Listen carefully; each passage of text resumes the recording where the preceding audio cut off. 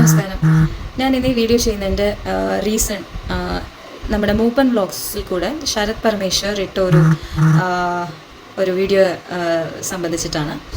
എനിക്കെതിരെ ഒരു ഡിഫമേഷൻ പോലെ കുറച്ച് കാര്യങ്ങൾ പുള്ളി അതിലിരുന്ന് പറയുന്നുണ്ടായിരുന്നു. അപ്പോൾ അതിലെന്തെങ്കിലും റിലവൻസി ഉണ്ടായിരുന്നെങ്കിൽ ഞാൻ മിണ്ടാണ്ടിരുന്നേനെ, ഞാൻ ആ വീഡിയോ പോട്ടെ എന്ന് വെച്ചേനെ. പക്ഷേ അതിൽ പറയുന്ന കണ്ടൻറ്റ് എന്നെപ്പറ്റി വളരെ മോശമായിട്ട് സിബിൻ പറഞ്ഞു എന്ന് പറഞ്ഞിട്ട് വളരെ വ്യക്തമായി പുള്ളി പറയുന്നു എന്നൊക്കെയാണ് പുള്ളി അതിൽ പറയുന്നത്. ഈ വ്യക്തമായി എന്ന് പറയുമ്പോൾ പുള്ളിയുടെ കയ്യിൽ എവിഡൻസ് ഉണ്ടോ, അല്ലെങ്കിൽ നിങ്ങൾ ഇങ്ങനൊരു വീഡിയോ ചെയ്യുമ്പോൾ ഒരാൾ പറഞ്ഞതിൻ്റെ ബേസിൽ ഒരിക്കലും ഒരു വീഡിയോ അപ്ലോഡ് ചെയ്യരുത്. അതൊന്നാമത്തെ കാര്യം. അങ്ങനെ അപ്ലോഡ് ചെയ്യുന്നത് ഒരു എന്തെങ്കിലും ആ ഒരു കണ്ടൻറ്റിൽ നിങ്ങൾക്ക് തോന്നുവാണ് അയാൾ പറയുന്നതിൽ അല്ലെങ്കിൽ അയാൾ തരുന്ന എവിഡൻസസ് നിങ്ങൾക്ക് ബോധ്യപ്പെട്ടിട്ടുണ്ടെങ്കിൽ മാത്രമേ നിങ്ങളത് അപ്ലോഡ് ചെയ്യാൻ പാടുള്ളൂ. പിന്നെ രണ്ടാമത് വ്യക്തി ഞാനാണ്. നിങ്ങൾക്ക് എൻ്റെ അടുത്തും ചോദിക്കാമായിരുന്നു, നിങ്ങളത് ചോദിച്ചിട്ടില്ല. ഡാനിയുടെ വീഡിയോ വന്നതിന് ശേഷമാണ് നിങ്ങൾ ഈ വീഡിയോ ചെയ്യുന്നത്. ഡാനിയുടെ വീഡിയോ ഇപ്പോൾ നിങ്ങൾക്ക് നോക്കിക്കഴിഞ്ഞാൽ കാണാൻ പറ്റും. ഡാനിയുടെ 2 വീഡിയോ ഇല്ല. ഈ 2 വീഡിയോയും സിബിൻ ഡാനിയുടെ വീട്ടിൽ പോയി ഡിലീറ്റ് ചെയ്യിക്കപ്പെട്ടിട്ടുണ്ട്. അതിൻ്റെ റീസൺ എന്താണെന്ന് ഡാനി വളരെ കറക്റ്റായിട്ട് 3-4 ദിവസത്തിന് മുന്നേ ലൈവിലും പറഞ്ഞതാണ്. അപ്പം എനിക്ക് ഇനി കൂടുതലൊന്നും എനിക്ക് പ്രൂവ് ചെയ്യാണ്ടില്ല. പക്ഷെ 3-4 കാര്യങ്ങൾ നിങ്ങളുടെ വീഡിയോ കൂടെ പറഞ്ഞ കുറച്ച് വളരെ ഹീനമായ കുറച്ച് കാര്യങ്ങളുണ്ട്. അതെനിക്ക് എന്തായാലും ജനങ്ങളോട് പറഞ്ഞേ പറ്റുള്ളൂ. ഞാനിപ്പം സൈബർ അറ്റാക്കിൻ്റെ ഒരു സ്റ്റേജിലൊക്കെയാണ്. ഇൻസ്റ്റാഗ്രാമിലും എൻ്റെ യൂട്യൂബിലൊക്കെ വളരെ മോശമായ കമൻറ്റ്സ് വന്നുകൊണ്ടിരിക്കുകയാണ്. ഇതിൻ്റെ ഒരു ദിവസത്തെ റേറ്റ് എത്രയാണ്, ഇതൊക്കെയാണ് ഞാൻ കേട്ടുകൊണ്ടിരിക്കുന്നത്. നിങ്ങളുടെ ഒരൊറ്റ ഈ വീഡിയോ കാരണം മാത്രമാണ് ഞാനിപ്പോൾ അത് ഫേസ് ചെയ്തുകൊണ്ടിരിക്കുന്നത്.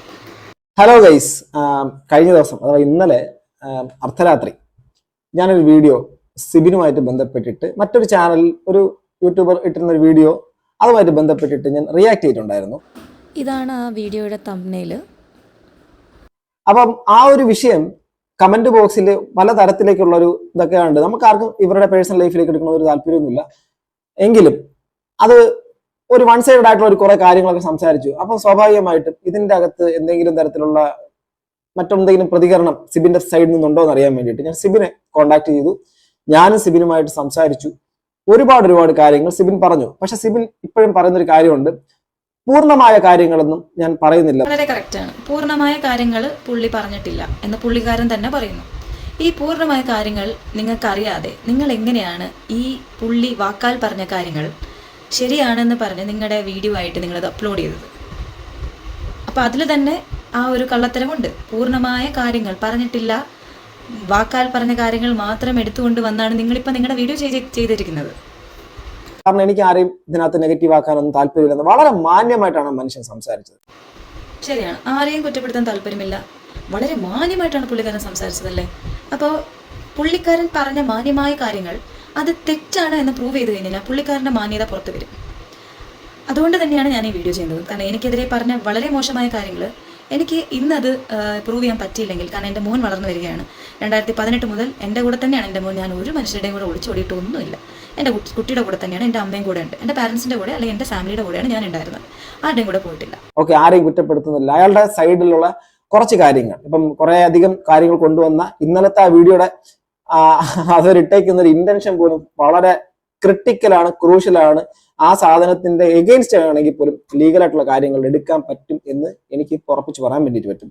അതിൽ ഒന്നാമത്തെ കാര്യം, അതിൽ പറയുന്നൊരു കാര്യം, ഒരു ഡിവോഴ്സ് പെറ്റീഷൻ നമ്മുടെ സിബിന്റെ ഭാര്യ ചിഞ്ചു VS കൊടുത്തിരുന്നു എന്നൊക്കെയുള്ളതാണ്. പക്ഷേ ഡിവോഴ്സ് പെറ്റീഷൻ കൊടുത്തിരിക്കുന്നത് എനിക്ക് പുള്ളി അത് അയച്ചു തന്നിട്ടുണ്ടായിരുന്നു. അത് ഫാമിലി കോർട്ടിൽ കൊടുത്തേക്കുന്നത് അതിന്റെ ഡേറ്റും സംവിധാനങ്ങളും എല്ലാം അടക്കം വെച്ചിട്ട് ഞാൻ അവിടെ വച്ചേക്കാം. ആ ഒരു നമ്പർ അടക്കം അത് നമ്മുടെ family court Trivandrum, Trivandrum family കോർട്ടിൽ ആ ഒരു കേസ് ഫയൽ ചെയ്തത് മറ്റാരുമല്ല, അത് സിബിനാണ്. ഓഫ് കോഴ്സ് സിബിൻ തന്നെയാണ് കേസ് ഫയൽ ചെയ്തിരിക്കുന്നത്. അത് ഞാൻ എവിടെയും മാറ്റി പറഞ്ഞിട്ടില്ലല്ലോ. ഞാൻ പറഞ്ഞത് തന്നെയാണ്. 2021 എനിക്കെതിരെ ഫേക്ക് അലിഗേഷൻസ് എഴുതി വെച്ച് സിബിൻ പെറ്റീഷൻ ഫയൽ ചെയ്തു.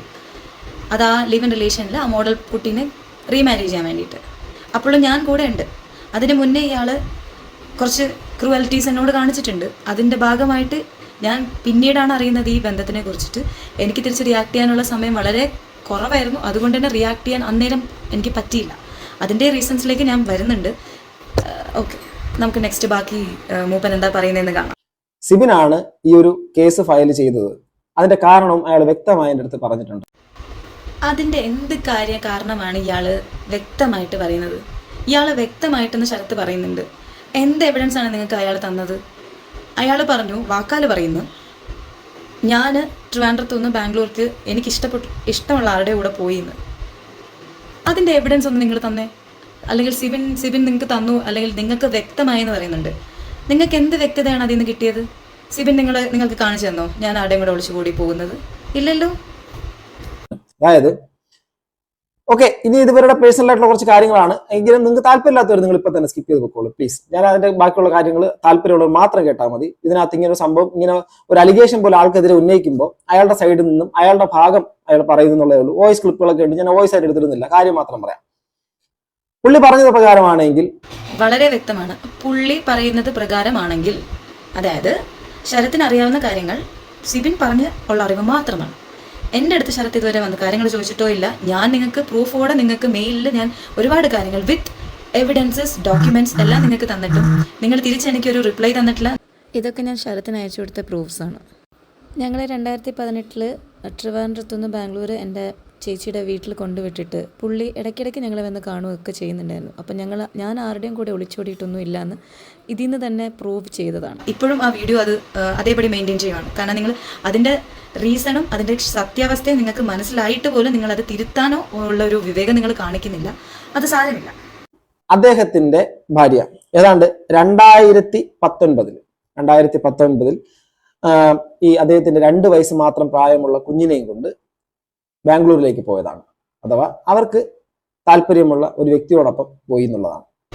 ഇതിൽ തന്നെ നിങ്ങൾ പറയുന്നതിന്റെ വ്യക്തത ഞാൻ ഒന്ന് നിങ്ങൾക്ക് മനസ്സിലാക്കി തരാം.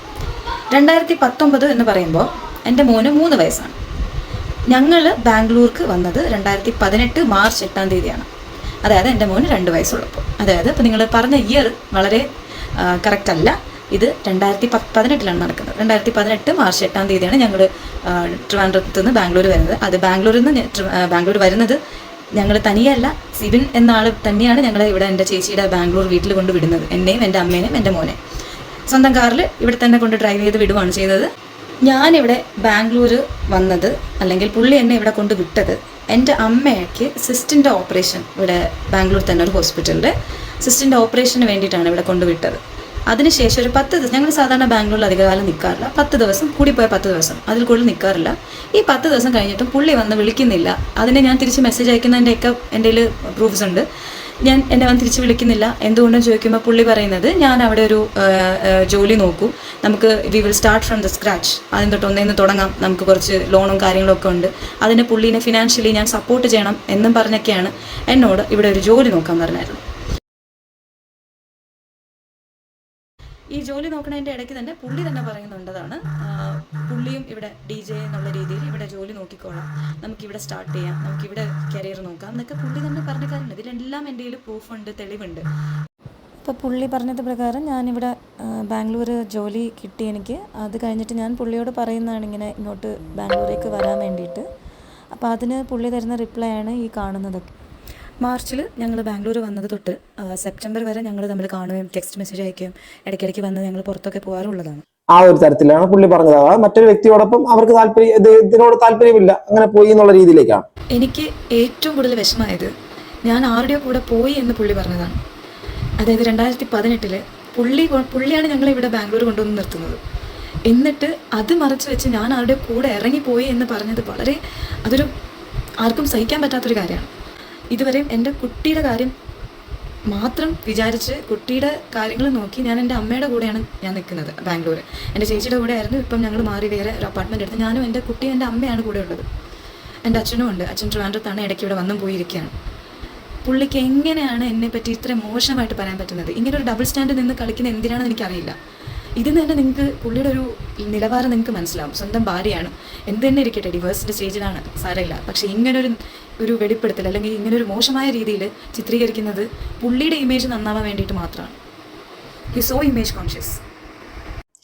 അതിനുശേഷം നിരന്തരമായിട്ട് ഇദ്ദേഹത്തിന്റെ കുട്ടിയെ കാണാൻ അനുവദിച്ചിട്ടില്ല, കോർട്ടിലേക്ക് വിളിച്ചിട്ട് അവർ വന്നിട്ടുമില്ല. പിന്നെ കേസ് ഡിലേ ആവുന്നതിൻ്റെ റീസൺ ഞാൻ കോർട്ടിൽ വരാത്തതാണെന്നാണ്. ഞാൻ ബാംഗ്ലൂരിൽ നിന്ന് ട്രിവാൻഡ്രം പോയതിൻ്റെയൊക്കെ ബസ് ടിക്കറ്റ്സും ഞാൻ അവിടെ പോയി ലോയറോട് സംസാരിച്ച കാര്യങ്ങളൊക്കെ എനിക്ക് നല്ലതുപോലെ അറിയാം.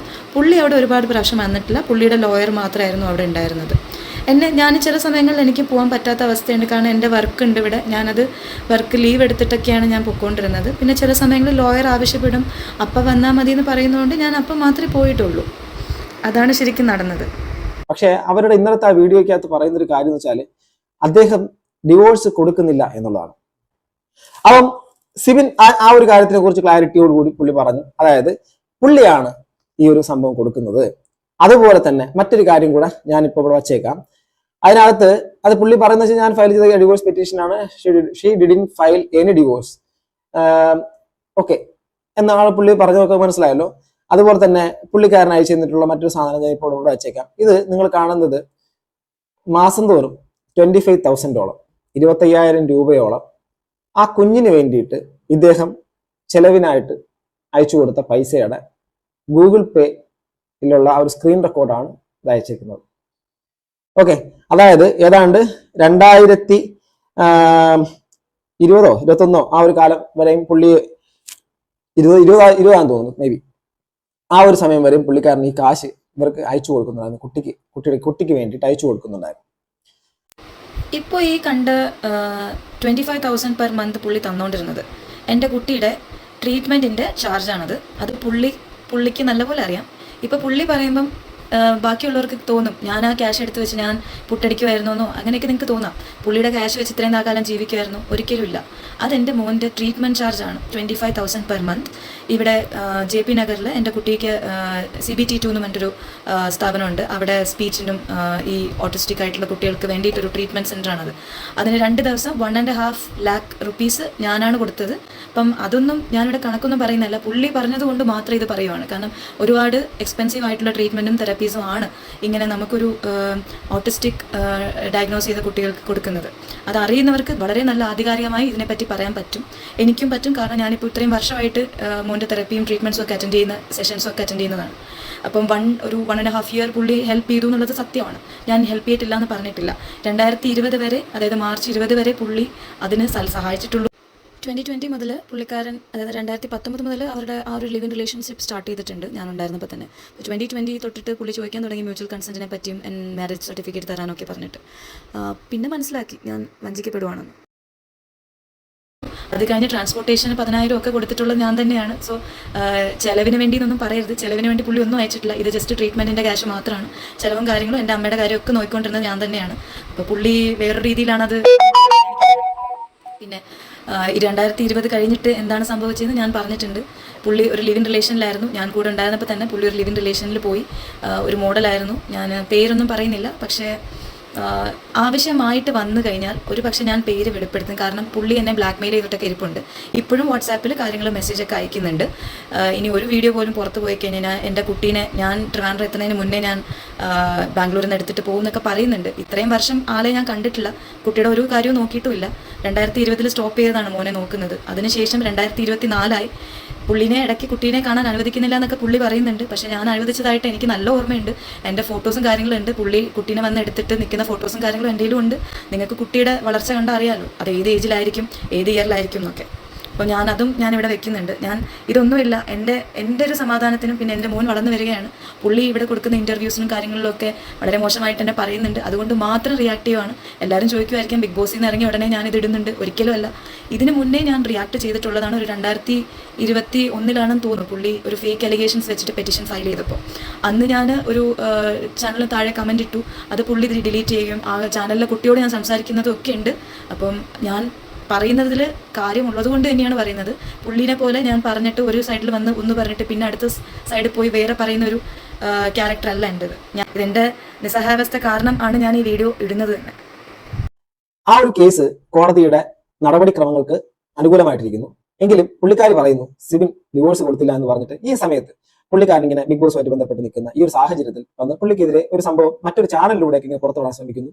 ആ ചാനലിന്റെ വ്യക്തി ഈ പുള്ളിക്കാരന് പണി കൊടുക്കുന്ന പരാമർശം ഇന്നത്തെ വീഡിയോ കാണാത്തവരുടെ കണ്ടാൽ മനസ്സിലാക്കാൻ വേണ്ടി പറ്റും. അതാണ് എനിക്ക് ചോദിക്കാനുള്ളത്. ഡാനി ഇട്ട 2 വീഡിയോസ്, പാർട്ട് 1ഉം പാർട്ട് 2ഉം, ഈ 2 വീഡിയോസും എവിടെ പോയി? ഈ 2 വീഡിയോസും സിബിൻ ഡാനിയുടെ വീട്ടിൽ, അതായത് ട്രിവാൻഡ്രം ടു ആലപ്പി വണ്ടി ഓടിച്ച് ഡാനിയുടെ വീട്ടിൽ പോയി 3 മണിക്ക്, കാലത്തെ 3 മണിക്ക് പോയി ഡിലീറ്റ് ചെയ്യിപ്പിച്ചതാണ്. ഞാൻ ഡാനിയായിട്ട് സംസാരിക്കാറുണ്ടായിരുന്നു, ഇപ്പോഴും വല്ലപ്പോഴൊക്കെ സംസാരിക്കും. ആ കുട്ടിയുടെ നിസ്സഹായാവസ്ഥ എന്ന് എനിക്ക് മനസ്സിലാക്കാൻ കഴിഞ്ഞുള്ളൂ. കാരണം അവിടെ പോയി പുള്ളി മാനിപ്പുലേറ്റ് ചെയ്തു, പുള്ളി കുറേ കൺവിൻസ് ചെയ്തപ്പം അവനും വിചാരിച്ചു പുള്ളി പറയണതൊക്കെ സത്യമാണെന്ന്. പുള്ളി കുറേ എന്തൊക്കെയോ ഇതുപോലെ തന്നെ മൂപ്പൻ ബ്ലോഗ്സിന് കൊടുത്ത പോലെ തന്നെ കുറേ ട്രാൻസ്ഫർ ചെയ്ത ക്യാഷും ഇതൊക്കെ കാണിക്കുന്നുണ്ടായിരുന്നു. വേറെ ഒരു എവിഡൻസും ഡാനിക്ക് സിബിൻ കാണിച്ചു കൊടുത്തിട്ടില്ല. കാരണം അത് പുറത്ത് പോയിരുന്നെങ്കിൽ സിബിനെ പറ്റിയുള്ള കറക്റ്റ് ഇമേജ് പുറത്ത് അറിയും എന്നുള്ളത് പേടിച്ച് മാത്രം തന്നെയാണ് ആ രാത്രിയിൽ ഡാനിയുടെ ബന്ധുവിൻ്റെ വീട്ടിൽ ഡാനി ഇരിക്കുന്നിടത്ത് പോയി പരിചയപ്പെടുകയും ഡിലീറ്റ് ചെയ്യുകയും ചെയ്തത്. ഇനി മറ്റൊരു കാര്യം, ഇതിനകത്ത് ഏറ്റവും ഹൈലൈറ്റഡ് ആവുന്ന ഒരു കാര്യം, എന്തുകൊണ്ടാണ് ഇവർ പിരിഞ്ഞു എന്നുള്ള കാര്യം നമ്മളെ മാറ്റർ അല്ല. പക്ഷേ അവിടെ ഒരു വലിയൊരു ക്വസ്റ്റ്യൻ കിടപ്പുണ്ട്. ഈ എന്തുകൊണ്ട് ഇങ്ങനെ ഡിവോഴ്സിലേക്ക് ഇത് എത്തുന്നില്ല എന്ന് ചോദിച്ചു ഞാൻ. സിബിനോട് വളരെ ഹ്യൂജ് ആയിട്ടുള്ള ഒരു എമൗണ്ട് ആണ് ഇവർ ചോദിച്ചിരിക്കുന്നത്. ആ എമൗണ്ട് കൊടുക്കാനുള്ള സാഹചര്യം പുള്ളിക്കില്ല. അത് ഫിനാൻഷ്യലി ഒരുപാട് ഞങ്ങളെ കുടിയിലേക്ക് ആക്കിയതാണ് ഈ പുള്ളിക്കാരൻ. പുള്ളിയുടെ കരിയർ ഈ രീതിയിൽ നല്ല രീതിയിൽ, അത് ടാലൻ്റ് ഉണ്ട്, ഞാൻ ഇല്ലയെന്ന് പറയുന്നില്ല. പക്ഷേ ഒരുപാട് വൈകി എത്തേണ്ടിയിരുന്ന ഒരു കരിയറിലേക്ക് ഞങ്ങളുടെ സപ്പോർട്ട് കൊണ്ട് മാത്രമാണ് പുള്ളി ഫാസ്റ്റായിട്ട് എത്തിയെന്നുള്ളത് പുള്ളി തന്നെ സമ്മതിക്കുന്ന കാര്യമാണ്. എൻ്റെ ഓഡിയോ ക്ലിപ്പ് ഉണ്ട്, അത് വെറുതെ അതും കൂടെ ഞാനിതിൽ വെച്ച് വെറുതെ എൻ്റെ ഈ വീഡിയോയുടെ ലെങ്ത് ഞാൻ കൂട്ടുന്നില്ല.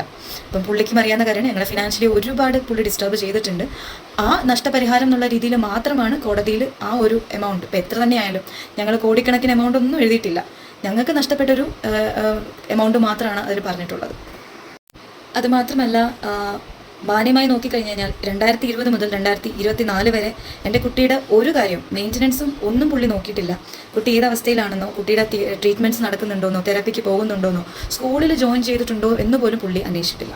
എൻ്റെ അടുത്ത് സംസാരിക്കേണ്ട, അത് കുഴപ്പമില്ല. പക്ഷേ എൻ്റെ റിലേറ്റീവ്സിനെ പലരെയും പുള്ളി വിളിക്കാറുണ്ടായിരുന്നു. അവരുടെ അടുത്തൊന്നും പുള്ളി ചോദിച്ചിട്ട് പോലുമില്ല കുട്ടി ഇപ്പോൾ ഏതവസ്ഥയിലാണ്, കുട്ടിയെ കാണാൻ പറ്റുമോ, ഇതൊന്നും പുള്ളി അന്വേഷിച്ചിട്ടില്ല. അപ്പം അങ്ങനെ ഒരാളുടെ അടുത്ത് ഞങ്ങൾ മാന്യമായ ഒരു എമൗണ്ട് തന്നെയാണ് ചോദിച്ചത്. മാത്രവുമല്ല, ഇതിനിടയ്ക്ക് ഒരു 3-4 സർജറിയുമായിട്ട് ബന്ധപ്പെട്ട് പുള്ളി വീണ് കിടക്കുന്ന ഒരു സാഹചര്യം ഉണ്ടായിട്ട് പോലും പുള്ളിയെ തിരിഞ്ഞു നോക്കിയിട്ടില്ല.